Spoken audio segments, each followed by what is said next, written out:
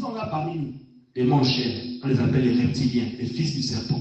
Ça, c'est les manchers. Deuxième, tu as les chrétiens non convertis. Amen. C'est aussi les fils du diable. Et c'est ceux-là qu'on appelle les fils de la rébellion. Dans Éphésiens 2, on parle des fils de la rébellion animés par le prince de la puissance de l'air, qui n'est d'autre que le diable lui-même. Amen.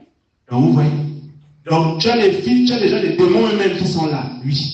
Mais eux, ils sont déjà jugés. C'est même écrit. Parce que eux, c'est déjà l'enfer qui les attend. Eux, leur sort est déjà réglé. Ils ne peuvent plus se repentir.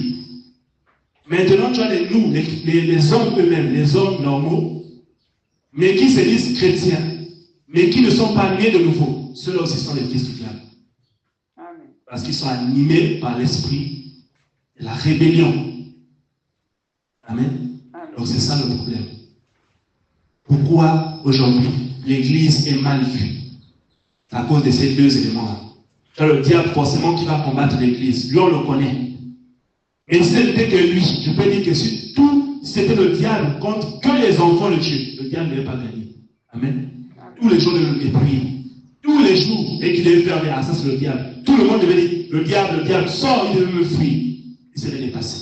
Mais parce qu'il y a des hommes qui ont des cœurs endurcis, c'est là où le diable joue maintenant avec eux. Amen. Et il ne reste qu'un petit troupeau des enfants de Dieu. C'est ceux-là qui sont en train de maintenir l'équilibre sur la terre aujourd'hui. Malgré eux, ils sont en train de maintenir l'équilibre.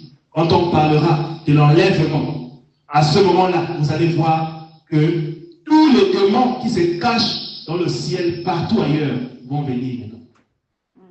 Ils vont maintenant faire le mal, tuer les gens. Ce sera grave. Parce que là, les gens peuvent voir les songes, tu vois un démon, tu vois un esprit avec une forme bizarre que tu n'as jamais vue. Tu le vois d'abord dans l'esprit. Mais il peut apparaître dans le physique. Ce qui l'empêche là, c'est le Saint-Esprit. Amen. C'est ça qui l'empêche de venir dans le monde physique. Posez-vous la question comment les gens sortent en vampire. Il sort du corps, il apparaît dans une autre maison. Comment il a fait? Parce que lui, il est dans le physique, mais il a son esprit qui lui permet d'aller dans le spirituel. Amen. Et il sort, il part maintenant. Il y a des, comment on appelle ça? Il y a des incantations qu'il va faire, qu'il va prononcer pour aller maintenant dans. Par exemple, il peut apparaître dans un autre endroit. Je peux vous dire que même les enfants de Dieu qui manifestent la foi peuvent faire ça aussi. Amen. Vous avez vu, pour ceux qui ne connaissent pas beaucoup les Écritures, nous avons l'apôtre. C'est Philippe, l'apôtre Philippe, qui a disparu. Amen. Allez donc, par exemple ici, il atterri à Libreville. Il atterri à Libreville. Il sort directement comme ça. Paf. Comment il a fait? C'est l'Esprit de Dieu qui l'a transporté. Amen. Amen. De la même manière que les sorciers font ça. Les enfants de Dieu qui sont en alliance avec Dieu peuvent aussi faire ça. Amen. C'est ça la vérité. Parce que tout ce que le diable fait, il a copié de Dieu. Amen. Amen. Rien de ce que le diable fait n'est une invention. Amen. Tout ce qu'il fait ça seulement dans le mal, dans le mauvais côté des choses. Parce que quand il fait ça, il y aura toujours des conséquences sur la vie de la personne. Là où vous voyez souvent, quand la personne sort en vampire, la tête, ça ne va plus bien. Il y a des pertes de mémoire, ainsi de suite. Vous voyez qu'il est maintenant comme si il est maintenant, vous voyez qu'il ne voit plus bien. Il a des troubles de la vision. Parce qu'effectivement, il part dans un monde où les lois spirituelles et physiques ne sont plus les mêmes. Amen. Amen. C'est là le problème. Tu pars par la volonté de la chair, par la volonté de ta pensée. Tu oublies que ça a des conséquences sur toi-même après. Donc c'est ça que nous devons comprendre aujourd'hui. Donc la nouvelle naissance est impérative. Parce que les gens ne sont pas nés de nouveau, ils veulent maintenant faire l'œuvre de Dieu. Alors que Dieu ne les connaît pas. Vous voyez que c'est compliqué. Dieu ne te connaît pas. Donc, si Dieu ne te connaît pas, Dieu ne te donne pas les moyens de faire son œuvre. Donc quand tu vas aller là-bas, forcément tu vas détruire. Amen. Tu vas détruire. Au lieu de donner la vie aux autres, tu vas détruire la vie des autres. Amen. Donc, avant de faire, demande la nouvelle naissance. Demande la nouvelle naissance. C'est là où, effectivement, tu vas marcher dans le plan de Dieu. Tout ce qu'on voit aujourd'hui, c'est à cause de l'Église non reconnue de Dieu. Amen. C'est là le problème. Mais ça n'empêche pas à l'apôtre Paul de parler. Parce que c'est dans l'Église qu'ils font ça. Comme le Seigneur avait chicoté les Juifs dans les synagogues parce qu'ils étaient en train de faire un commerce dans l'Église. Donc le Seigneur les avait chicotés. Il savait que ceux-là, c'était les terribles. Mais il les a quand même chicotés parce que ça se faisait dans la maison de Dieu. Amen. Si vous voulez faire le mal, faites-le au nom des païens. Ne le faites pas au nom des chrétiens. Enlevez la veste. C'est ce qu'on est en train de voir ici. Ne te dis pas chrétien si tu es en train de faire la magie. Amen. Enlève cette étiquette des chrétiens. C'est nous, c'est les païens qui sont en train de blasphémer contre Dieu à cause de l'Église. Et aujourd'hui, tout le monde est confondu. Tout le monde est confondu. Pour un païen, ça sera difficile de voir qui est dans le vrai. Lui dit que tous les chrétiens, c'est des fous. Tous les pasteurs, c'est des voleurs. Vous voyez que c'est l'image qu'ils ont. C'est l'image qu'ils ont aujourd'hui de l'Église. Alors toi, tu parles, oh, vous tous vous sortez avec les filles de l'Église. C'est compliqué. Ce sont les messages qu'on entend. Au final, c'est nous-mêmes qui causons des torts à l'œuvre en question, l'œuvre de Dieu. Vous voyez? Donc, réfléchissons sur nous-mêmes. Comme on a vu, il y a plusieurs éléments que nous pouvons corriger aujourd'hui dans notre vie pour être conformes aux Écritures. On a parlé de plusieurs. La manière dont je m'habille, la manière dont je parle, les lieux que je fréquente, les gens avec qui je marche. Tout ça, ça définit le poids du temps d'évangélisation. Amen. C'est ça qui doit définir la puissance de l'évangile que tu vas annoncer à ton prochain. Fais en sorte d'être irréprochable. Si tu te dis être dans la maison de Dieu, fais en sorte d'être irréprochable à tous les plans de ta vie.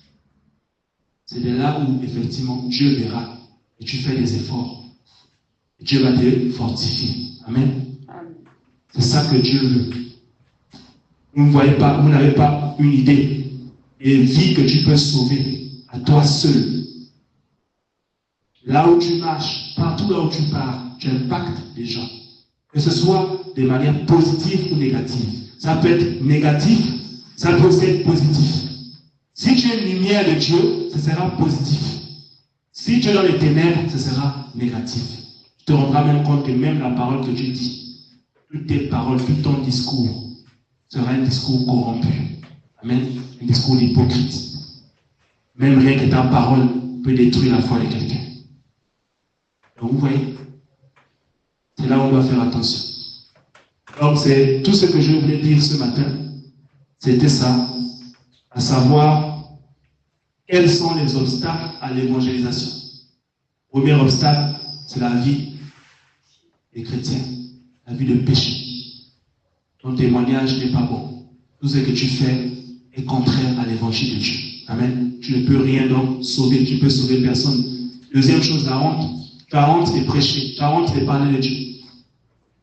Tu as honte parce que tu veux encore conserver ta vie. Parce que si je parle, oh, mes amis vont se moquer de moi. On va peut-être même qu'aujourd'hui même, peut-être qu'aujourd'hui c'est parce que je suis impur que les filles me suivent. Si je parle au nom de Dieu, les filles vont me fuir. Tout ça là. Toutes ces choses-là. Il y en a qui parlent, il y en a même, ils ont tellement honte d'assumer leur foi. Ils sont obligés de mentir sur leur vie. Amen. Amen. Je vais dire maintenant, parce que je prends l'exemple. Ça, je parle encore sur le plan des païens. Parce que toi, tu es censé amener les païens à Dieu. Amen. Quand tu es dans la maison de Dieu, tu es censé ramener les païens à Dieu. Mais là, les païens, tu es avec tes amis. Chacun de tes amis te dit qu'il a une copine. Toi, tu n'as pas de copine. Tu vas maintenant dire, oh non, moi j'ai 3, 4 copines. Tu es en train de mentir parce que tu as peur d'assumer que tu es réellement un chrétien qui ne fait pas le mal. Dieu voit que tu ne fais pas le mal dans le secret. C'est bien. mais tu n'arrives pas à assumer ta foi devant les autres. Amen. Amen. C'est là où tu es en train de gaspiller tout ce que Dieu veut faire avec toi. Donc, la honte. Beaucoup de gens font ça. En tant que tu ne fais même rien, tu dis non, moi j'ai 3, 4 copines, moi je suis un pur. Voilà. En tant que c'est faux. Vous voyez? Tout ça parce que tu veux plaire aux autres. Tu veux plaire au monde. Tu veux que les gens t'acceptent. Tu veux que les gens t'aiment et les gens t'apprécient. Donc tu es obligé de faire une carapace hypocrite. Tu ne veux plus assumer l'évangile au risque de perdre ton entourage. Tout ça là, il faut que tu changes cette manière de faire. Amen. Amen. Et troisième chose, effectivement, le manque d'amour. Nous qui avons le flambeau de Dieu, nous devons plus que les autres manifester l'amour de Dieu. Amen. Quand je parle de l'amour de Dieu, je ne parle pas de caresser le péché. Encore une fois, ce n'est pas parce que tu as l'amour que tu dois tolérer le mal. Non. Quand tu aimes ton prochain, tu dois lui dire la vérité. Et quand je parle de l'amour, je parle ici de la compassion, de l'entraide. Amen. Compatir pour l'autre qui vit dans la douleur, soutenir les plus faibles. C'est ça la marque de l'amour. Il y en a qui viennent des fois dans les églises avec des problèmes, des fardeaux. Quand ils viennent à l'église, c'est pour libérer leur cœur.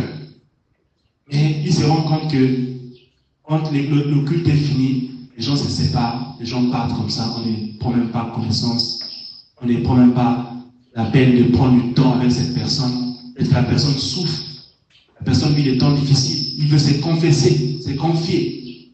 Et nous, on n'a plus le temps dans ça. Oh non, il faut qu'on avance. Oh non, je n'ai pas le temps. Là, je vais, je ne sais pas où. Vous voyez, on ne prend plus le temps de parler avec les âmes. Amen. C'est ça le manque d'amour que je sens. Et il y a des gens qui se sentent frustrés. Il y a des gens qui se sentent frustrés et abandonnés, même s'ils sont dans l'église. C'est ça que j'ai dit. Une église où il y a 5000 personnes, il sera difficile pour le pasteur de regarder la vie de celui qui est au fond, assis au fond là-bas. Et peut-être que lui, il vient là-bas, c'est pour qu'on trouve une solution. Et ça ne va pas dans sa vie. Il veut se confier. Et le fait qu'il n'y a pas l'amour, les gens sont là, c'est comme si on est en train de... Ne soyons pas hypocrites. On a des problèmes. Il faut qu'on arrive à en parler aux anciens de l'église. Amen. Amen. On ne dit pas de tout dire aussi. Sinon, c'est vrai, quand on vient dans la présence de Dieu, on doit adorer Dieu, on doit oublier. Mais les problèmes te retrouvent à la maison. Amen. Mais qu'est-ce que tu fais? Quelle est la parole que le pasteur ou que les anciens vont te donner pour te fortifier? Amen. Le message que tu vas donner, parce qu'on dit, on apporte la bonne nouvelle aux malheureux. C'est ça la mission des enfants de Dieu. C'est d'apporter ce qui est positif. Tu peux changer la vie de quelqu'un avec seulement quelques paroles. Amen. Comme tu peux détruire la vie de quelqu'un avec quelques paroles. Il y a la vie des enfants qui a été détruite à cause d'une parole, peut-être de leur père, de leur mère. Peut-être que ton père t'a dit, tu ne deviendras jamais quelqu'un. Amen. Amen. Tu es qu'un bon à rien. Tu ne seras jamais personne. Il y a des parents qui ont déjà dit. Je connais des gens, des enfants aujourd'hui qui ont grandi avec cette parole-là. Et aujourd'hui, leur vie est détruite. Parce qu'ils essayent de se battre, ils essaient de se chercher. Parce qu'ils ont perdu ce lien avec leur père. Le père les a déçus. Amen. Avec seulement une parole, il a été détruit. Avec aussi une parole, tu peux aussi être béni. Une seule parole peut te changer ta vie aujourd'hui. Amen. Amen. C'est ça qu'on parle quand on dit il manque l'amour là. Aujourd'hui dans l'église, on ne le voit plus. C'est un obstacle à l'évangile. C'est un obstacle à l'évangélisation. Tu ne peux pas gagner des âmes. C'est pour ça que les gens vont venir d'abord, quand ils vont voir que l'ambiance, ou plutôt, on ne prend pas soin des âmes ici, ils vont retourner chez eux. Ils vont même pas dans notre église. Ils vont retourner à la maison. Amen. Donc c'est ça qui est important. Et donc, comme on disait, pour résoudre ça, nous qui sommes réellement des enfants de Dieu, on doit demander la nouvelle naissance automatique. Tu dois demander à naître de nouveau. Si tu veux être le représentant de Dieu, tu dois être son enfant. Amen. Amen. Tu es un chrétien, tu ne pourras pas assumer la charge. Viendra un moment où tu dois faire ce qui compte à la volonté de Dieu. Peut-être que tu commettras même un péché. Amen. Ou certaines erreurs que tu vas faire effectivement qui vont te sortir complètement du plan de Dieu. Donc c'est un peu ça que je voulais dire ce matin. Donc je vais m'arrêter là. Je vais prier pour la fin. Que le Seigneur puisse nous fortifier à travers ces paroles. Que le Seigneur puisse nous aider. Qu'il puisse faire grâce à l'Église, à ceux qui le cherchent et qui ne sont pas encore ses enfants.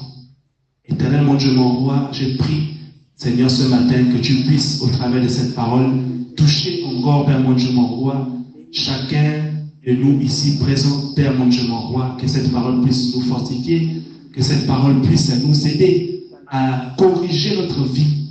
Père mon Dieu, mon roi, si nous ne sommes pas encore dans ton plan, je prie que tu puisses, Seigneur, nous aider à corriger notre marche, Éternel Dieu Tout-Puissant.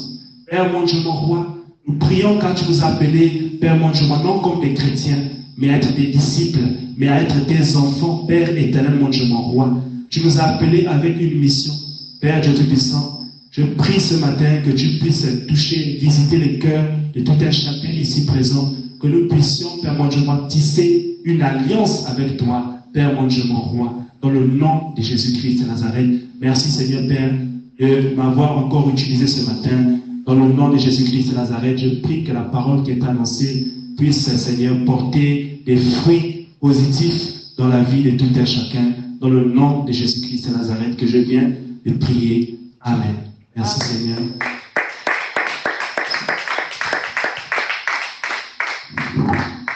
Amen. Amen. Amen. Vous êtes fatigué? Oui. La fatigue ne vient pas du Seigneur. Parce que si on est dans la maison du Seigneur, la fatigue ne peut pas venir de lui. Si on a la fatigue, c'est l'esprit de l'assoupissement. Celui qui est animé de l'esprit, comme on dit, celui qui est rempli du feu de l'esprit ne peut pas être dans la fatigue. Lorsqu'il s'agit des choses de l'éternel, lorsqu'on parle des choses de Dieu, tu ne peux pas être fatigué. Si tu as la fatigue, il y a un problème. Il faut que tu y remédies. Comme disait le frère, il faut naître de nouveau. L'apôtre Paul n'était pas fatigué. Il prêchait du matin jusqu'au lendemain. Quand nous lisons la Bible, c'est ça. Il faisait un jour, il prêchait l'évangile. Il y a même un qu'on a vu, qui s'est écrit là-bas, il est tombé et il est mort. Je ne sais même plus combien d'étages. Pendant que l'apôtre Paul était en train de prêcher. Et l'apôtre Paul s'est même énervé.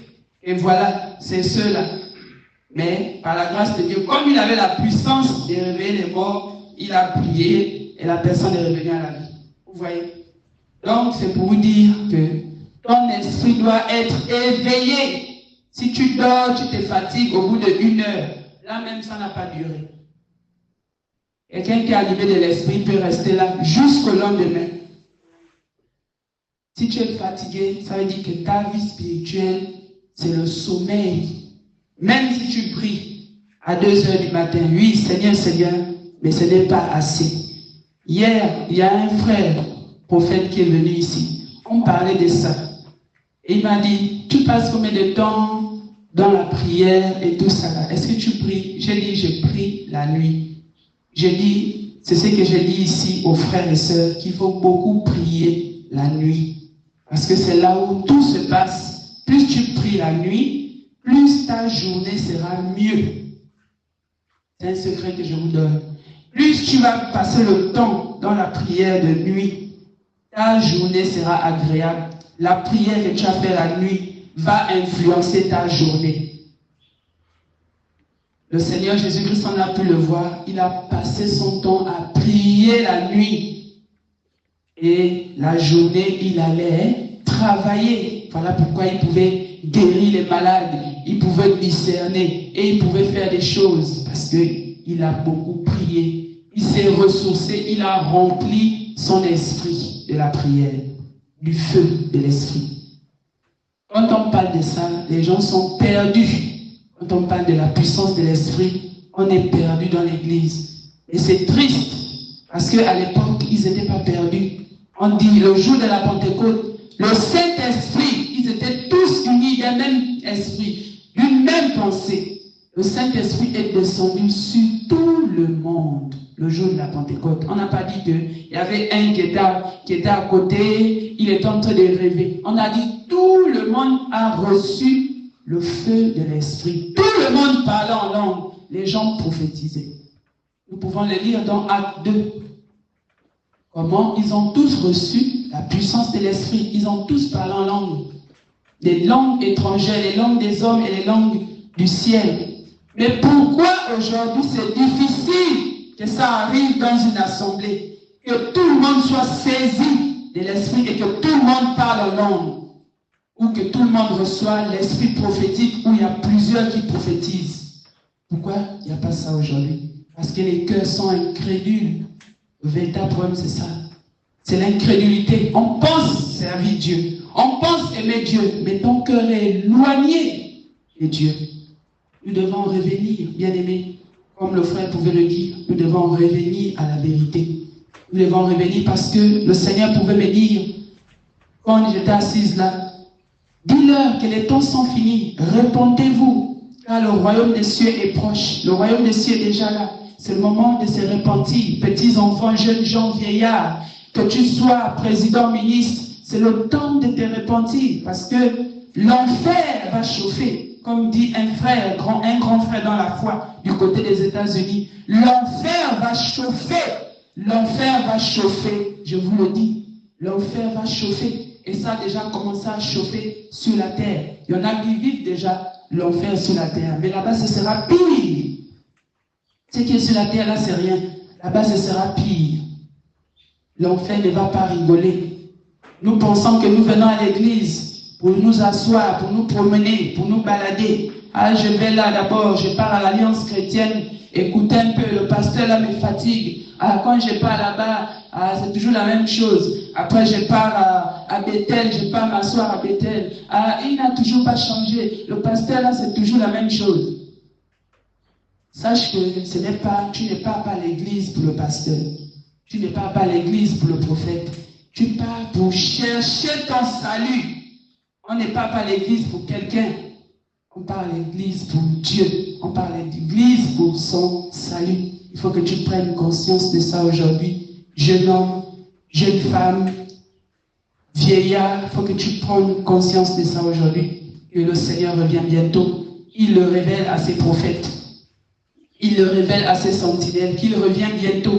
Et il va frapper même dans l'église. L'église, le Seigneur va frapper. Même dans l'église, il va juger les gens dans l'église. On a dit le jugement commencera dans l'église. Si tu ne mets pas ta vie en règle, le Seigneur te frappera. Si tu ne mets pas ta vie en règle, le Seigneur te frappera des fléaux qu'il a cités dans l'Apocalypse. Le Seigneur, il est amour, il est aussi colère. Bien-aimé, quand je te parle là, le Seigneur me dit qu'il est amour, il est aussi colère. Il est amour, il est aussi colère.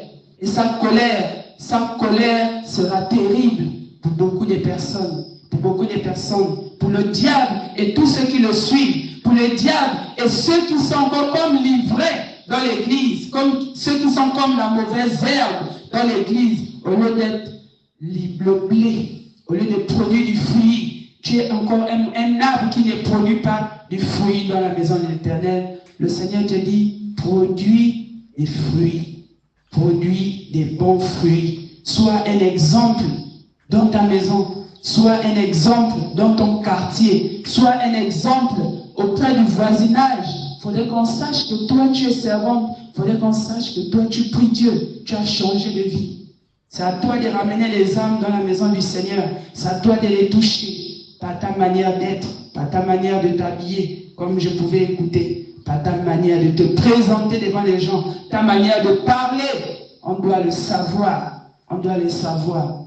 J'ai beaucoup de témoignages là-dessus. Des hommes, surtout venant des hommes qui témoignent sur moi. Des papas même qui témoignent sur moi. Je n'ai pas besoin de dire cela. Mais il y en a déjà des frères et des sœurs à qui on allait parler. On leur a dit que celle-là, elle est différente. Celle-là, c'est vraiment, j'aurais aimé avoir une femme comme elle. Et même ça, c'est des papas qui disent cela. C'est pour dire quoi? Je me focalise, je me consacre. Je me donne au Seigneur. Je me bats pour mon propre salut. Et je me bats aussi pour que les âmes viennent dans sa maison. Je me bats pour la vérité. Est-ce que tu te bats pour la vérité? Est-ce que tu défends la vérité? Est-ce que tu te conformes au siècle présent? Est-ce que tu te conformes à ce siècle? Si tu te conformes encore à ce siècle, tu n'es pas né de nouveau. Tu n'es pas enfant de Dieu. Il faut sortir de là. Nous devons nous dépouiller. Tu dois te dépouiller l'esprit, l'âme et le corps. Dépouille ton esprit. Dépouille ton âme de l'orgueil, de la jalousie, de la convoitise. Comme on a pu le dire, n'aimez point le monde, ni les choses qui sont dans le monde. Si quelqu'un aime le monde, l'amour du Père n'est point en lui. Si tu aimes encore les désirs, tu as beaucoup de désirs en toi. Si tu ne te débrouilles pas physiquement, le Seigneur te dit, il t'a donné un teint noir, toi tu deviens jaune, le Seigneur te dit, il t'a donné un teint blanc, toi tu veux devenir noir, tu dois te dépouiller. Ça veut dire tu corriges Dieu, tu n'es pas satisfait de la manière que Dieu t'a créé. Le Seigneur te dit, tes cheveux crépus, toi tu ne peux pas mettre les défrisages, tu chantes, tu fais toutes sortes de choses, tu blanchis tes cheveux. Le Seigneur te dit que tu es comme ça, je t'ai fait avec une taille moyenne. Toi maintenant tu dis, je vais aller m'allonger pour être comme un démon, un serpent qui marche avec des talons hauts. Le Seigneur te dit de sortir de ces choses. C'est ça le dépouillement du corps. On doit abandonner ces choses si nous voulons que Dieu nous accepte. Abandonner les esprits des eaux, les dieux étrangers. Tout cela, ça vient du monde des eaux, du monde de la mer. Comme Dieu m'a déjà beaucoup révélé, et il a révélé à beaucoup de ses servantes et de ses serviteurs que toutes ces choses-là viennent du monde des eaux. Voilà pourquoi ta vie, ça ne va pas. Tu as toujours des combats qui n'ont pas de sens dans ta vie. Au lieu d'être déjà dans des grands combats, toi tu es toujours dans les petits combats de la bassesse parce que tu ne veux pas abandonner le péché. Tu ne veux pas te dépouiller l'esprit, l'âme et le corps comme Dieu te demande. Bien-aimé, je te parle de la part du Seigneur. Tout ce qui vient de moi, je n'avais pas prévu de parler de cela, mais c'est le Seigneur qui me demande de t'interpeller ce matin, de prendre conscience de ton salut, de prendre conscience de ton salut, de prendre conscience de ton salut, parce que tu rendras des comptes. Lorsque tu vas fermer les yeux, il te montrera que je n'avais pas envoyé ma servante te parler, te dire d'abandonner, mais tu n'as pas obéi. Tu n'as pas obéi. Voilà où est ta place. Voilà est ta place. Sachez que dans le monde, à l'enfer, le séjour de mort, il y a des compartiments. Il y a le compartiment de l'orgueil, il y a le compartiment de la colère, il y a le compartiment du vol, du mensonge, il y a le compartiment de la prostitution, toutes ces choses-là, de la magie. Si tu es dans la magie, on te mettra là-bas. Nous pouvons le voir sur la terre. Quand quelqu'un part, il est venu pourquoi ici? Quand tu pars à Franceville, là, qu'est-ce qu'il emmène ici? Ah, il est venu ici pour viol. Allez, mettez-le là-bas. Et même quand tu pars là-bas pour viol, si comment on appelle ça? Ceux qui sont là-bas longtemps, les caciques qui sont là-bas vont te violer aussi. Nous pouvons le voir, il y a des témoignages là-dessus. Parce que tu as fait ça, quand tu arrives là-bas, ils te font la même chose. Bien aimé, il faut prendre conscience de ça. Je vais m'arrêter là. Merci Seigneur. Merci Seigneur. Merci pour ta grâce. Merci pour ta grâce. Bien aimé, le frère, il avait prié. Nous allons prier pour nous-mêmes. Nous allons prier. Tu pries pour toi-même. Ne regarde pas le voisin. Regarde à ta vie. On n'est pas là pour regarder, oh, le frère là, hein, comme ça. Non. Tu dois prier pour toi. Tu vas prier, présenter ton cœur devant le Seigneur. Que Seigneur, dépouille-moi. Emmène-moi à me dépouiller des choses qui ne t'honorent pas dans ma vie. Élève ta voix et prie le Seigneur. Élève ta voix et prie le Seigneur. Éternel Dieu des armées, Dieu tout-puissant Père, Dieu du ciel et de la terre, Papa. Je viens auprès de toi, Seigneur. Nous venons auprès de toi, Père éternel. Seigneur, je viens, Père, parce que je sais que je ne suis rien, Papa. C'est toi qui me fais grâce, Seigneur, de gloire, d'être là debout, mon Dieu, mon roi. C'est toi qui m'as racheté du monde et et tu m'as ramené dans ta maison pour te servir parce que tu avais une destinée prophétique pour moi. Seigneur de gloire, si tu n'étais pas venu m'arracher du monde, je serais perdu à jamais. Je serais perdu à jamais. Mais tu m'as fait grâce, Seigneur. Voilà pourquoi je suis là. Je te présente mon cœur tel que je suis, Père éternel, afin que tu me délivres, Seigneur de gloire, de tout ce qui ne t'honore pas, Seigneur. La convoitise des yeux, Père éternel, pas la convoitise des yeux. Détruis mon âme, Père éternel. Je t'en supplie, Seigneur, l'orgueil de la vie où je me prends pour la reine du monde, Père éternel, que je ne vais jamais mourir. Seigneur, je t'en supplie de me faire grâce, Père éternel de gloire. Emmène-moi à l'humilité, Seigneur de gloire. Emmène-moi à obéir ta parole, à obéir à ta volonté, à rechercher ta volonté pour ma vie, Seigneur de gloire. Seigneur, afin que je sois agréable devant toi, afin que je sois un parfait de bonne odeur devant toi, au nom de Jésus-Christ, afin que je puisse impacter ma génération, que je puisse impacter mon pays, au nom de Jésus-Christ de Nazareth. Seigneur, aide-moi, Père éternel, aide-moi, Seigneur, à briser l'orgueil qui est en moi, à briser l'orgueil qui est en moi, au nom de Jésus-Christ de Nazareth. Seigneur, emmène-moi au dépouillement de l'esprit, l'âme et le corps, de l'esprit, Seigneur, de l'entendement spirituel. Mon Dieu, mon roi, Seigneur, je t'en supplie de me dépouiller mon cœur, de dépouiller mon âme, Seigneur, de gloire, des choses qui ne te glorifient pas, de la haine, de la jalousie, de l'hypocrisie.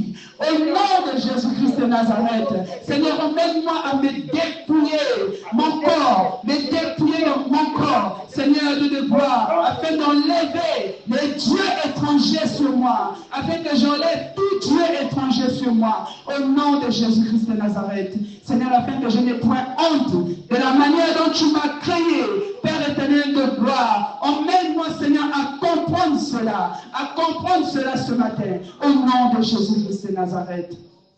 Merci, Seigneur. Merci, Seigneur.